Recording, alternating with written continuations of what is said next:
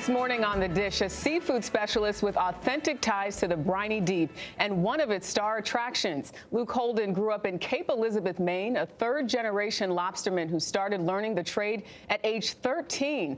After college, he worked as an investment banker on Wall Street, but saw an opportunity to bring the joys of Maine's casual lobster shacks to New York City. So 10 years ago, I remember when Luke's Lobster first opened here in New York City, partnering with his lobsterman dad, he opened Luke's Lobster. It was a big hit. Now with nearly 40 locations across the U.S. and still more in Japan and Taiwan, and their latest and largest location opened in Portland, Maine, earlier this month.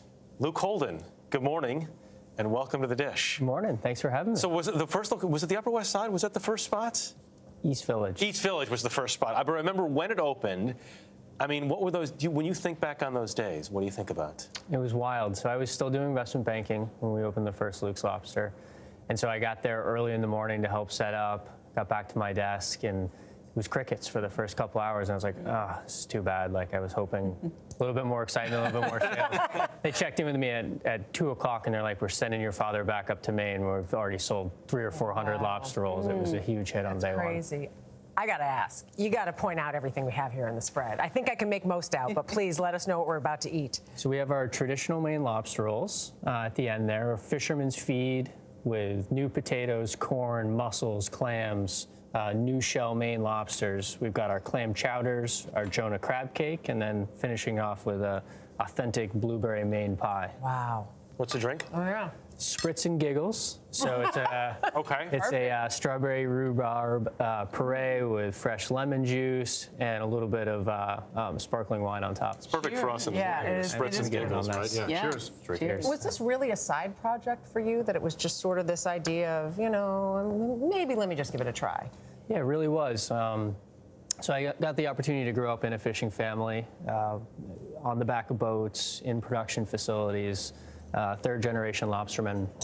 Built a boat in high school. My younger brother was my sternman. Oh, wow. I absolutely love the industry. I love being a part of it. And when I went to my dad back in the summer of 2009, I said, hey, Dad, you know, there's no great lobster rolls in New York. What do you think about teaming up to open up a shack? And he said, well, what's it going to take? Dad's always been the guy. Money?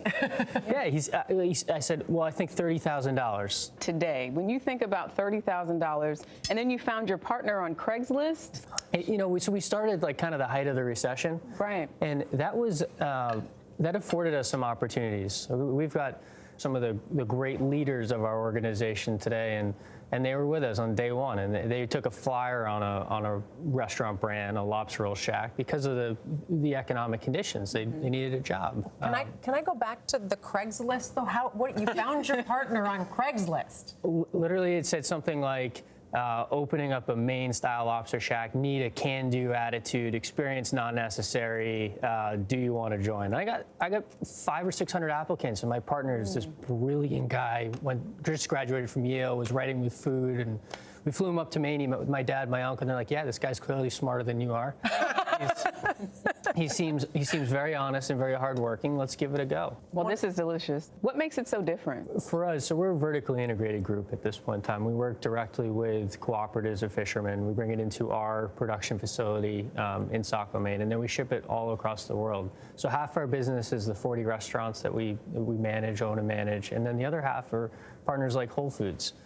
2018, we got the Global Supplier of the Year award for Whole Foods, something that we're super proud of. Is vertically integrated a word that lobstermen use on the back of the boats growing up? No, I mean, this was you brought that into your business experience. It's the combination of the worlds, right? And like, it's been super meaningful for us. Often, like, the concept of fisherman and dealer and processor, there's always friction. It's always like who's out to get who? Yeah. And we've been able to snap a much straighter line, build transparency and trust in those relationships. And as a result, we've been able to increase boat price, and we've been able to offer more value to our fishermen and get better quality seafood. Well, I'll have you sign the dish, and as you do, ask you if you could have this meal with anyone, past or present, who would it be? So I just recently became a father. Congratulations. Thank you. And I've been watching my parents just absolutely adore my daughter. And I think if I could have one meal, I'd do it with all 4 of my grandparents. Fantastic. Awesome. Thank you so much, Luke.